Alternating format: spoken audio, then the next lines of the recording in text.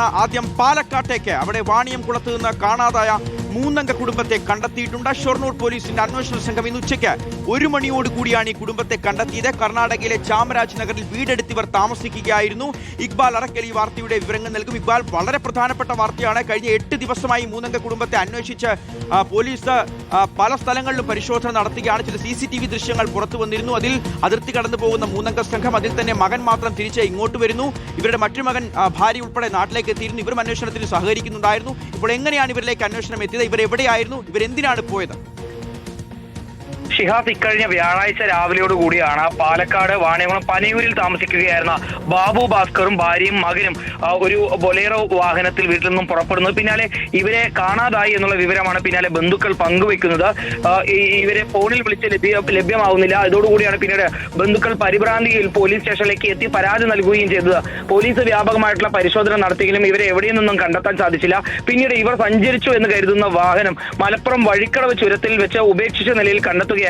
ഇതിനിടയിൽ കർണാടകയിലേക്ക് ഇവർ പോയതുമായി ബന്ധപ്പെട്ട ചില CCTV ദൃശ്യങ്ങളും പോലീസ് സംഘത്തിന് ലഭിച്ചു. പിന്നാലെ നടത്തിയ വ്യാപകമായിട്ടുള്ള അന്വേഷണത്തിനിടയിലാണ് ഇപ്പോൾ കർണാടക മൈസൂരിന് സമീപത്ത് വെച്ച് ചാമരാജ് നഗറിൽ നിന്ന് ഈ 3 അംഗ കുടുംബത്തെ കണ്ടെത്തിയിരിക്കുന്നത്. ബാബു ഭാസ്കറും ഭാര്യ രമാദേവിയും അതുപോലെ തന്നെ മകൻ വിഷ്ണുവും അവിടെ ഒരു വീട് വാടകയ്ക്കെടുത്ത് താമസിക്കുകയായിരുന്നു എന്നുള്ളതാണ് പോലീസ് സംഘത്തിന് ഇന്ന് രാവിലെയോടുകൂടി ലഭിച്ച വിവരം.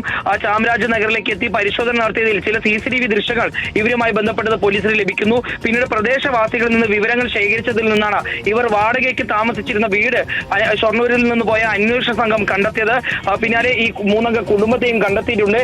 ഇനി ഇപ്പോൾ പോലീസ് പരിശോധിക്കുന്നത് എന്തിന് വാണിയംകുളത്ത് നിന്ന് ഈ 3 അംഗ കുടുംബം കർണാടകയിലേക്ക് ആരെയും അറിയിക്കാതെ താമസം മാറ്റി, ബന്ധുക്കളോട് പോലും പറയാതെയാണ് ഇവർ ഈ കർണാടകയിലേക്ക് പോയി താമസം മാറിയിരിക്കുന്നത്.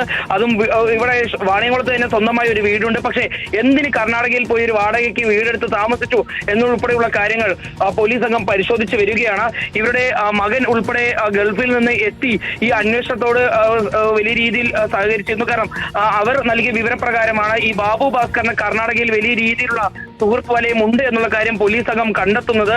അതുമായി ബന്ധപ്പെട്ട് നടത്തിയ അന്വേഷണത്തിലാണ് ഇപ്പോൾ മൈസൂരിന് സമീപം ചാമരാജ് നഗറിൽ വെച്ച ഈ 3 അംഗ കുടുംബത്തെ കണ്ടെത്തി എന്നുള്ളത് വലിയ ആശ്വാസകരമായ ഒരു വാർത്തയാണ്. ഒരൊറ്റ കാര്യം കൂടി ഇക്ബാൽ, ഈ അയൽവാസികൾ ചിലർ പറയുന്നുണ്ടായിരുന്നു ഇവർക്ക് വലിയ തരത്തിലുള്ള സാമ്പത്തിക ബാധ്യത, ഇവർ കടം വാങ്ങിയിട്ടുണ്ട്. അപ്പോൾ അതുമായിട്ട് ഏതെങ്കിലും തരത്തിലൊരു ബന്ധമുണ്ടോ ഇവരുടെ ഈ ആരോടും പറയാതെയുള്ള ഒരു പോക്കിന്?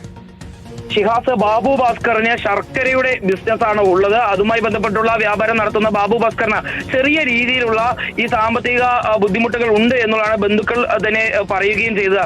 പക്ഷെ അതുകൊണ്ട് ബാബു ഭാസ്കർ ഒരിക്കലും മറ്റേതെങ്കിലും നാട്ടിലേക്ക് പോകാൻ ഒരു സാധ്യതയും ഇല്ല എന്നൊരു നിഗമനത്തിലായിരുന്നു ബന്ധുക്കൾ ഉള്ളത്. പിന്നെ എന്താണ് ഈ കുടുംബത്തിന് സംഭവിച്ചത് എന്നുള്ളൊരു ചോദ്യമായിരുന്നു നേരത്തെ ബന്ധുക്കൾ ഉന്നയിച്ചത്. പക്ഷേ ഇപ്പോൾ കർണാടകയിൽ ആ 3 അംഗ കുടുംബം വാടകയ്ക്ക് വീടെടുത്ത് താമസിക്കുകയായിരുന്നു. എന്താണ് ഇതിലേക്ക് ഇവരെ നയിച്ചത് എന്നുള്ള കാര്യത്തിൽ കൂടുതൽ വ്യക്തത വരേണ്ടതുണ്ട് എന്നാണ് അന്വേഷണ സംഘവും പറയുന്നത്. നിലവിൽ ഇവരിൽ നിന്ന് കൂടുതൽ വിവരങ്ങൾ ശേഖരിക്കുകയാണ് ഷൊർണൂർ പോലീസ് സംഘം. ശരി, ഇക്ബാൽ അറക്കലാണ് ഈ വാർത്തയുടെ വിവരങ്ങൾ നൽകിയത്. 8 ദിവസമായി പോലീസ് സംഘം ഇവർക്ക് പിന്നാലെ ഉണ്ടായിരുന്നു. എന്താണെങ്കിലും 3 അംഗ കുടുംബത്തെ ഇപ്പോൾ സുരക്ഷിതരായി തന്നെ കണ്ടെത്തിയിട്ടുണ്ട്.